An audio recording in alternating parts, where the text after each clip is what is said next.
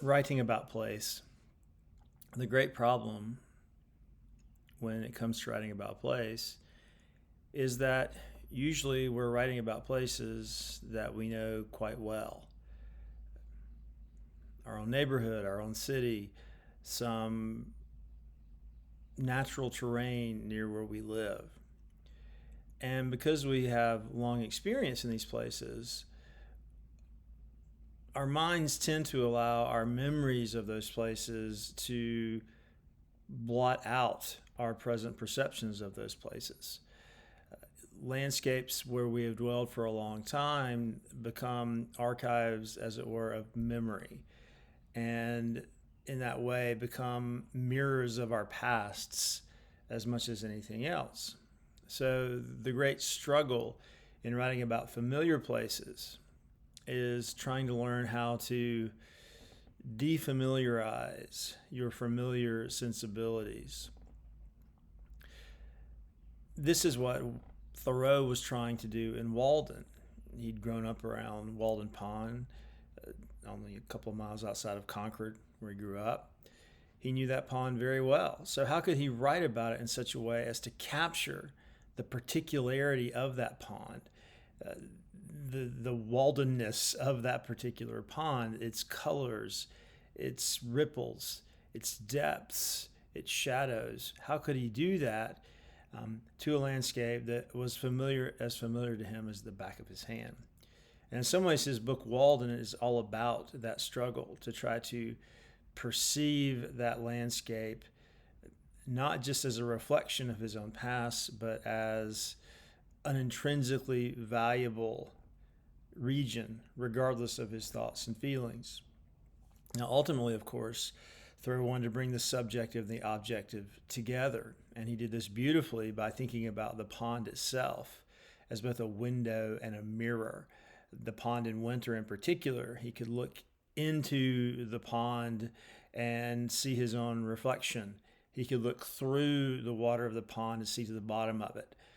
So that's the idea. If you can turn a landscape, a cityscape, into, I'm talking metaphorically now, a window and a mirror, you will achieve this powerful synthesis, or at least this powerful conversation between your inner world and the outer world. Now, when it comes to defamiliarizing the familiar, I borrow that language from a school of literary criticism in the early 20th century known as the Russian formalists, who tried to figure out the difference between literary language and non-literary language. And ultimately, these theorists concluded that literary language defamiliarizes the familiar, writes about a world that we know, but in such a way that that world feels new and fresh. So, in the 19th century, a poet named Charles Baudelaire famously wrote a collection called Flowers of Evil, Les Fleurs du Mal. He came up with this idea of a particular way to walk in the city, to walk in a city that you know well, in his case, Paris. And he called this city walker of his mind the flâneur, which is a French word that means kind of wanderer, but it suggests a kind of aimless wandering. So, usually when you're walking through familiar terrain, be it city or country, you're going somewhere. You have a goal, a purpose, a telos, to use an old Greek word, which means end or purpose. And in doing so, you really see the place as a means to get from one point to another. That's fine. We have to do that to get along in life. But when we do that, we tend not to pay attention to the particularity of our walk. So Baudelaire had the idea that we can train ourselves to be flâneurs, to learn to walk as if we're not going anywhere, just to walk as if we don't have an end in sight, just to walk for the sake of walking.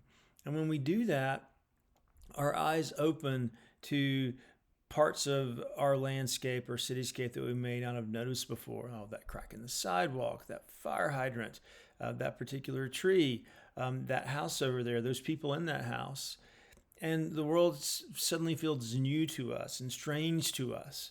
And as writers, this is what we want. We want to open up to the strangeness of the world, because that's what calls forth our skills to find the particularity, the isness of this particular thing, the isness that is not anything else.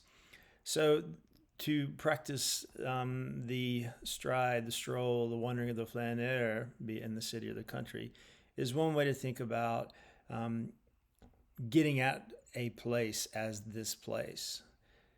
Another is this. A writer of the 20th century, Perec, P-E-R-E-C, has this lovely little essay, An Attempt at Exhausting Paris, where over, I think, 3 days, maybe more, maybe a week, he sits in the same place near Saint-Sulpice, lovely church, and says, I'm going to pay attention to the things that aren't important.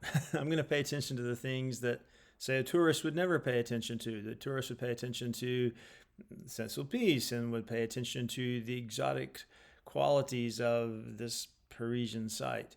He says, I'm going to pay attention to buses and people who walk by, and even the numbers of buses and what people are wearing when they walk by and what people are eating. Pay attention to stuff that normally we don't see as important.